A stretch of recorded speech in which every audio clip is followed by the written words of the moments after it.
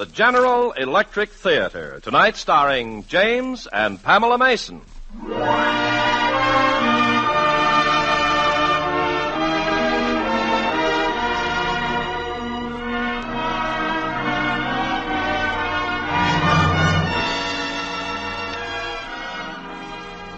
This is Ken Carpenter welcoming you to the General Electric Theater, presented by the makers of famous, dependable kitchen and home laundry appliances, General Electric. Tonight we bring you James and Pamela Mason in Edmond Rostand's Cyrano de Bergerac.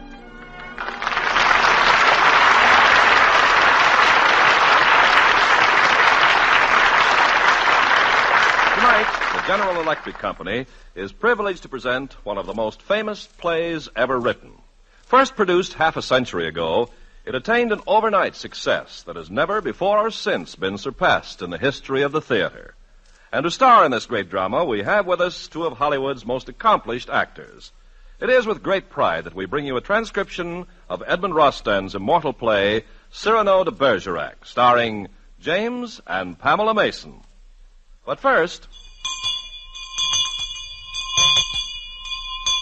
good news. General Electric rings the bell with a wonderful contest for you. Enter GE's great Ring the Bell contest, and you may win a brand new 11 cubic foot General Electric refrigerator. With GE automatic defrosting, General Electric's new Roto-Cold, GE's full-width freezer compartment, and GE's new adjustable sliding and aluminum shelves. To enter this grand GE contest, look for the Ring the Bell contest banner in your GE dealer's window. There's a gift for every housewife and lots of free prizes. Costs you nothing to enter. Just walk into your GE dealers and receive as a gift a handsome dinner bell with a clear, silvery tone. Your GE dealer will tell you how this same bell may win you a very special prize. Go to any GE dealer with a Ring the Bell contest banner in his window and find out how you can win a new General Electric refrigerator.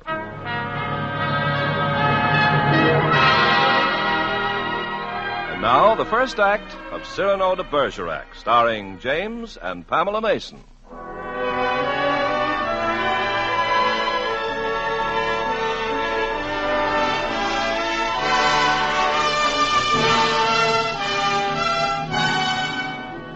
Of my dear, dear friend, one can only say, magnificent.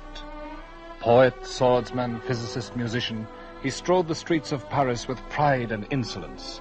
His hat with proud white plume, doublet with twice triple skirt, cloak lifted behind by his interminable rapier, lifted in pomp like the insolent tail of a cock.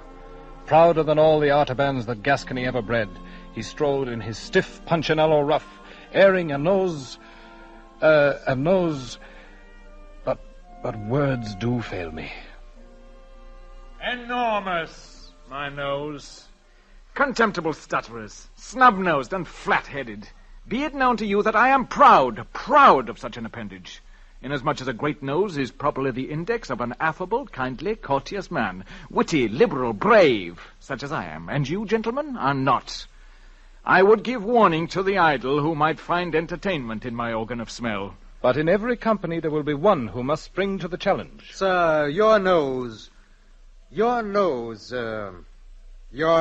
is very large. Very. Ha! Is that all? But, young man, that is not enough. You might have said, dear me, there are 1,000 things varying in tone. For instance, aggressive. I, monsieur, if I had such a nose, nothing would serve, but I must cut it off. Amicable. It must get in your way while drinking. You ought to have a special beaker made. Descriptive. It is a crag, a peak, a promontory. A promontory, did I say? It's a peninsula. Tender. Have a little sunshade made for it, monsieur. It might get freckled. Deferent. Suffer, monsieur, that I should pay my respects. That is what I call possessing a house of your own. Or finally, in parody of Weeping Pyramus, behold the nose that traitorously destroyed the beauty of its master, and is blushing for the same. That, my dear sir, is how you might have spoken, had you the smallest leaven of letters or of wit. Having not one jot of either, you have determined to play the boor, and so you shall. En garde, my dear sir, to the death!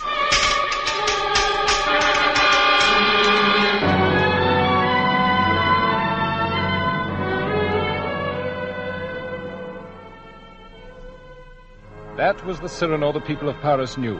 Brilliant, flashing, flamboyant, a hero to the cadets of his fighting troop, those young men who served in his company of guardsmen. But there was another Cyrano, revealed only to myself, your humble servant, Lebray. She wants to meet with me, Lebray. Who? Roxane. Roxane who, but Roxane? Splendid. No, I'm afraid. You afraid? Of what? Of love. Of even the dream of love and being loved. That dream is made empty, indeed, by this good nose, my forerunner ever. And yet, I do love. The most beautiful, the most resplendent and delicate of wit. The golden-haired, a snare of nature's own, a musk rose, in which ambush love lies low. You love her? Tell her so. You are for her covered in glory. Tell her, Cyrano, you must. When do you meet her? Tonight, at the cookshop of poets. But the cadets will be there. You keep them away, Lebray, until she's gone. You may rely on me.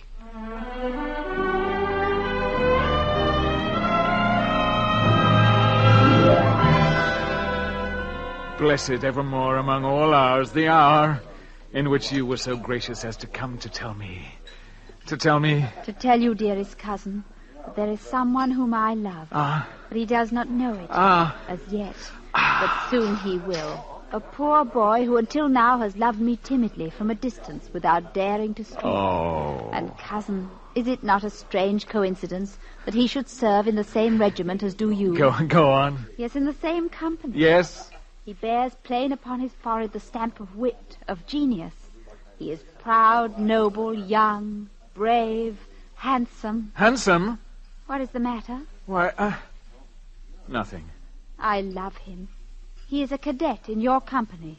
His name? Baron Christian de Neuvillette. Not in my company. Yes, dear Cyrano. Since this morning. I see. And why have you come to tell me this? I want you to befriend him. He is not like you. Handsome. Yes, and delicate. Befriend him, dear Cyrano, for my sake. I will, for your sake. I've always felt for you the tenderest regard. Yes. 1,000 prayers will I make for you, dear cousin.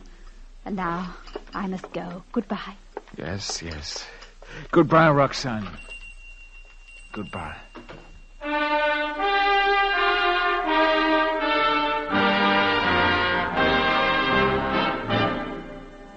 To put it straight, women have always looked upon me with favor, Cyrano, and yet I am one of those who do not know how to talk of love. Had I but an eloquence... Eloquence I will lend you, Christian, and you to me shall lend all-conquering physical charm. And between us we will compose a hero of romance. What? Roxane shall not be disillusioned by your dull wit and puerile tongue. I will talk for you, write for you, think for you.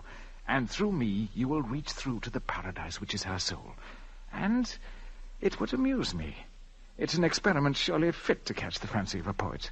Look you, Christian. Tonight we will walk side by side. You in the full light, I in your shadow. I shall be wit to you, and you, to me, shall be good looks.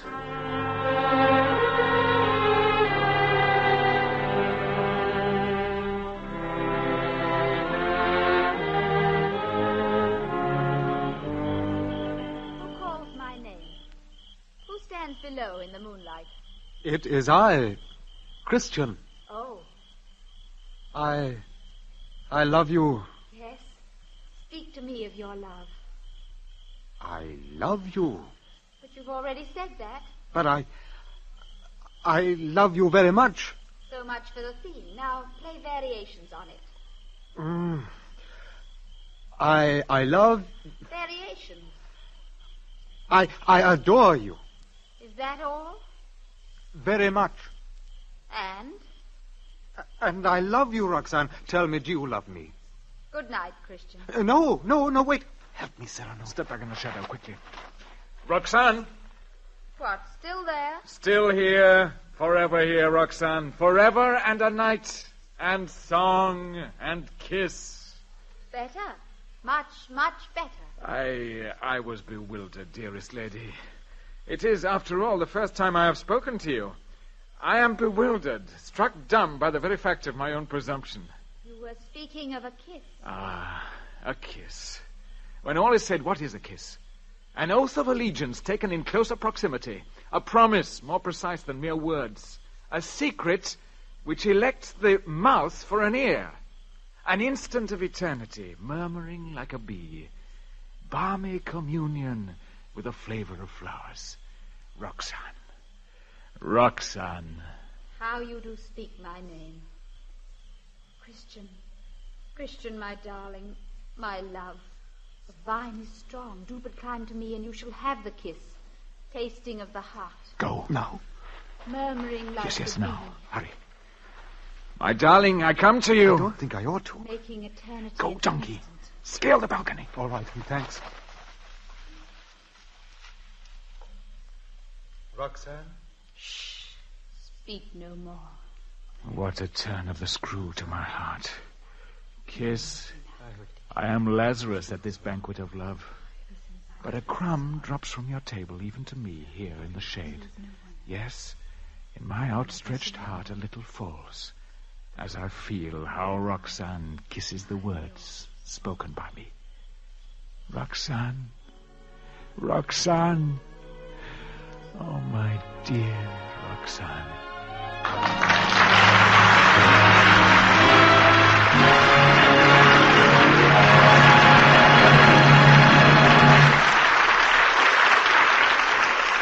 Everybody's talking about space these days, and we don't mean just the science fiction writers.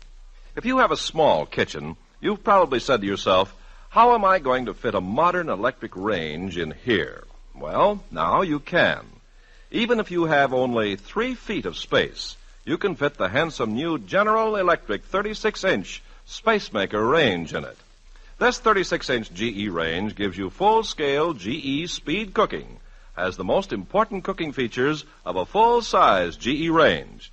That's right, everything from GE push-button controls to a GE automatic oven timer that watches over meals while they cook themselves. And that's not all. This General Electric range is only 36 inches wide, yet the oven is so huge you can bake 4 cakes on a single shelf at the same time. This GE range also has an extra high-speed Calrod cooking unit for extra fast cooking starts. Why not ask your GE dealer how you can own a new 36-inch General Electric Spacemaker range for only about $2.96 a week after small down payment.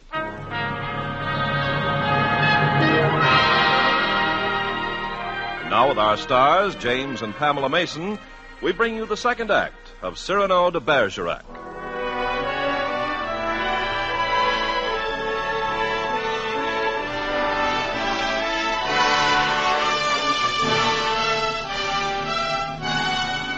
And so they were wed, Roxanne and Christian, wed through the fire and passion of Cyrano's rhetoric. But it was a marriage not destined to be consummated, for on that very evening, even as they were bidding farewells to the good friar, news came of war. Spain was at the bastions, and Cyrano's regiment was ordered to the front. Roxanne, frightened and miserable, sought him out. Do not be alarmed, Roxanne. I will allow no harm to come to him. If he were to die, then I should die too. Oh, Cyrano, if you could but know him. Methinks I do. You know but the outer man. Oh, I will grant he is fair of face and figure, but there is so much more to Christian, such depth and passion and fire and beauty to his soul. His soul?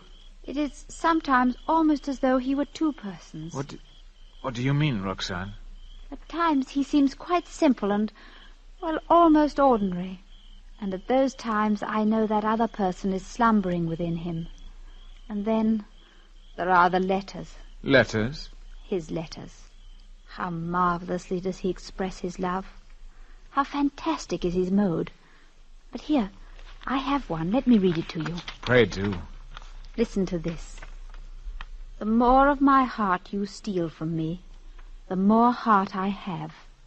He goes on, since you have stolen my heart, and since I must suffer, Roxanne to suffer with, send me your own. First he has too much heart, now he has not enough. These letters, are there many? Yes. And you treasure them? I read them all, every night, and shall until you do bring him back to me, safe and sound. But he will write to you from the front. In battle? Oh, I could not permit it. He would not have the time. It would be unsafe. Do not trouble your head, my pretty one. He will write.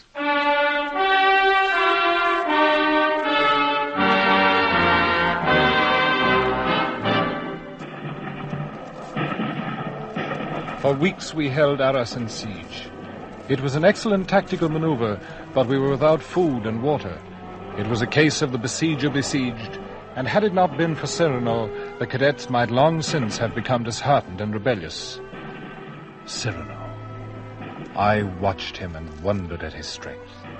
When did he sleep? By day he led his men on forays against the enemy. By night he wrote letters, Christian's letters of love to Roxanne, and he crept secretly across the field of battle, alone and at great peril, to see that they were posted. Christian? He slept the sleep of the just, of the innocent, of the happily beloved. Christian. Roxanne?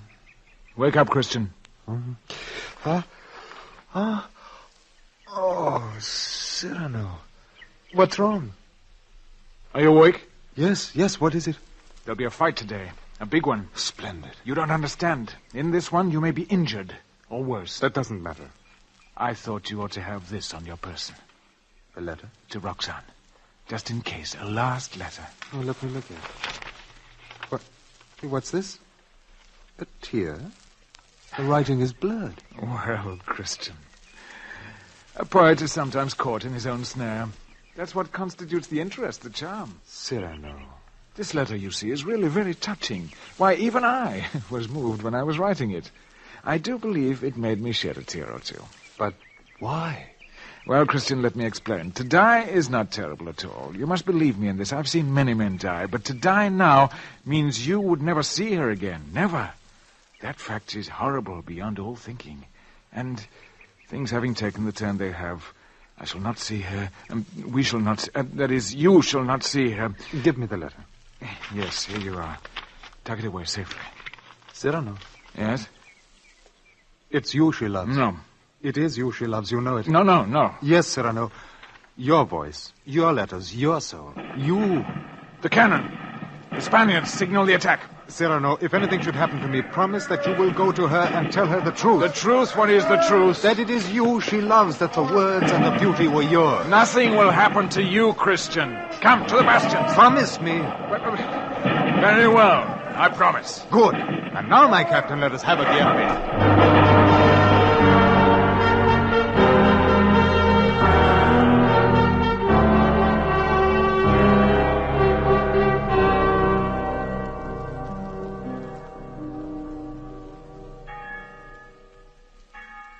So he is dead, Cyrano.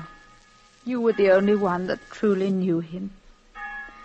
Was he not an exquisite being, an exceptional, marvelous being? Yes, Roxanne. A poet without his peer, one verily to reverence. Yes, Roxanne. A sublime spirit. Yes. And he is dead. Upon his letter, blood, tears, see? I kiss the spots. His blood, his tears. He is gone, and I shall never hear his voice again. Never, never, never.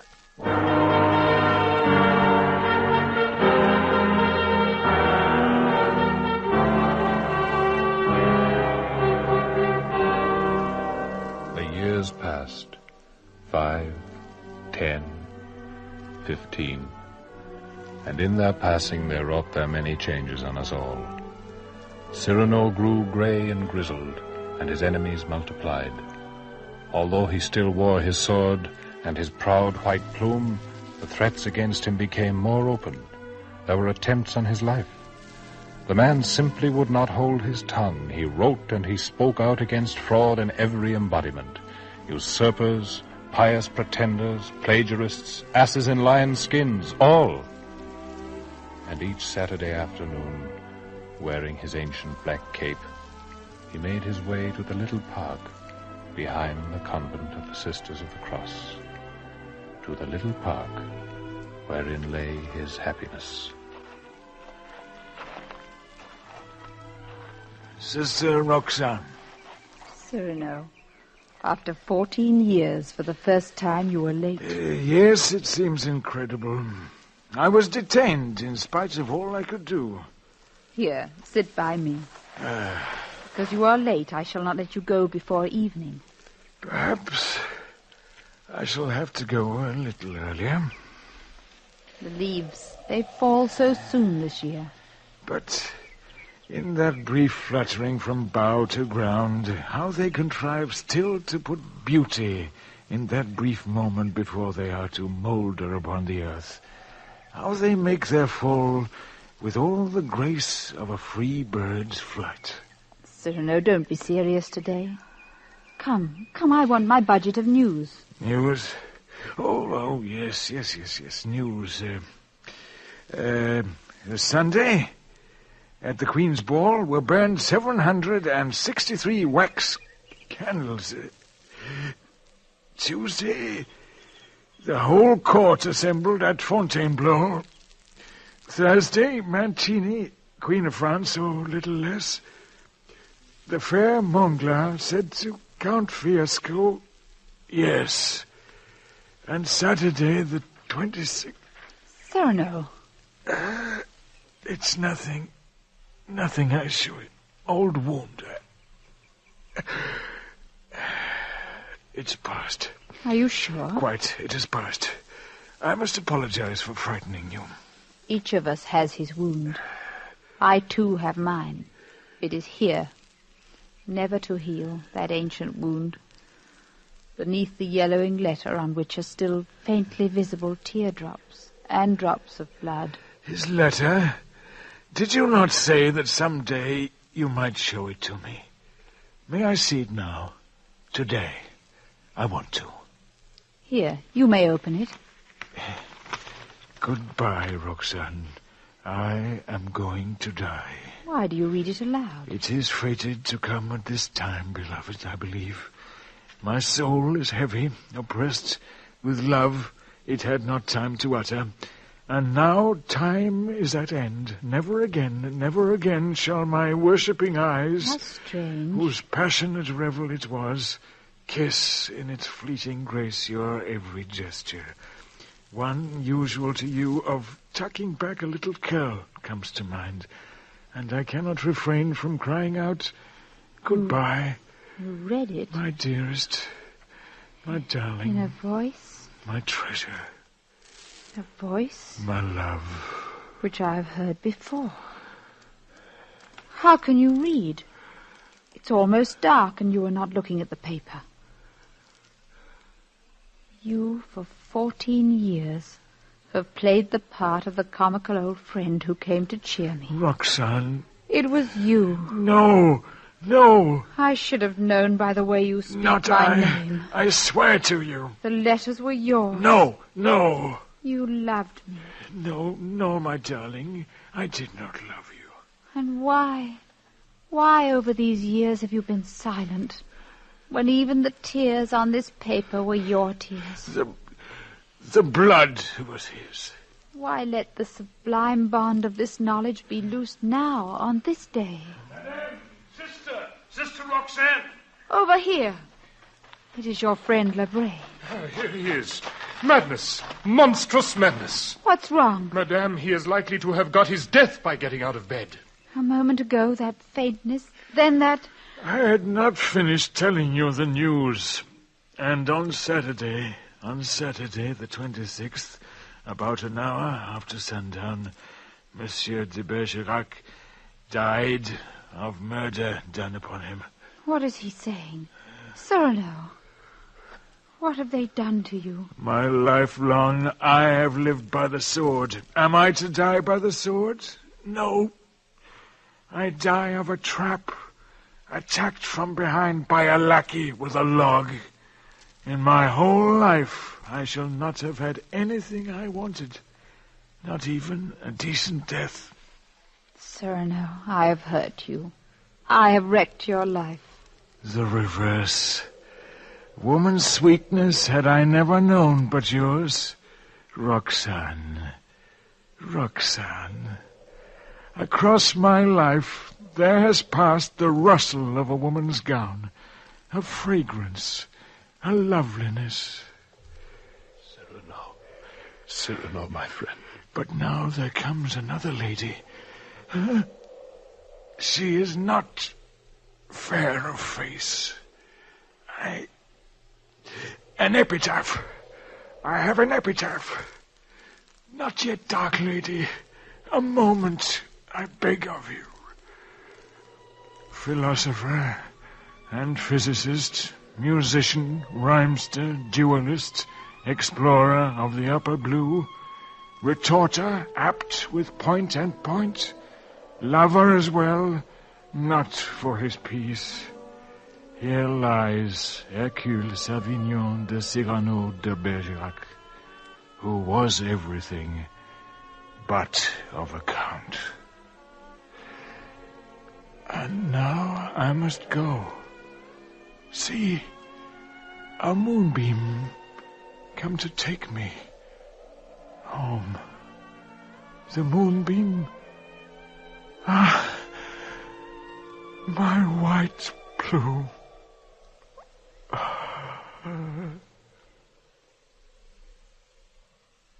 In the words of another poet, the rest is silence.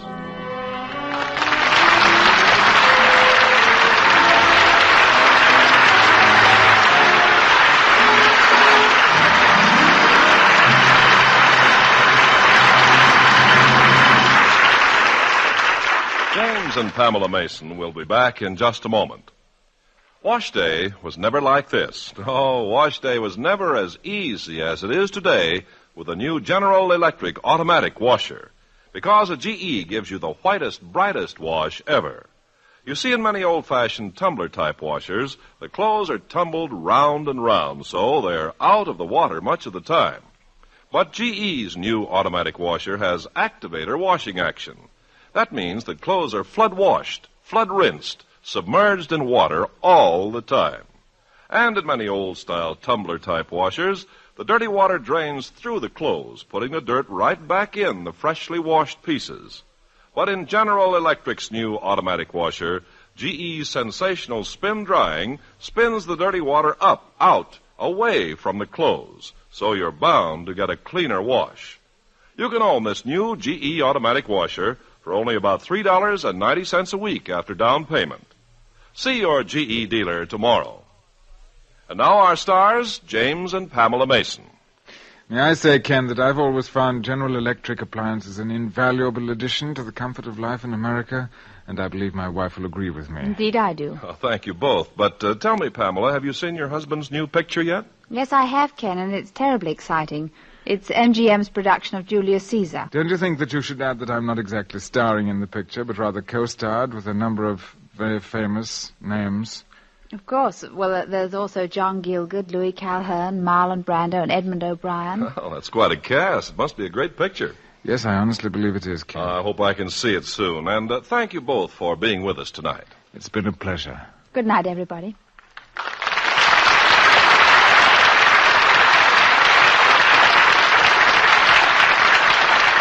General Electric Theater has brought you Cyrano de Bergerac, starring James and Pamela Mason. Featured in tonight's cast were Dan O'Herlihy and Ben Wright. Cyrano de Bergerac was written by Edmund Rostand and adapted for radio by James Poe, with editorial supervision by Het Mannheim and music by Wilbur Hatch. General Electric Theater was transcribed in Hollywood by Jaime del Valle.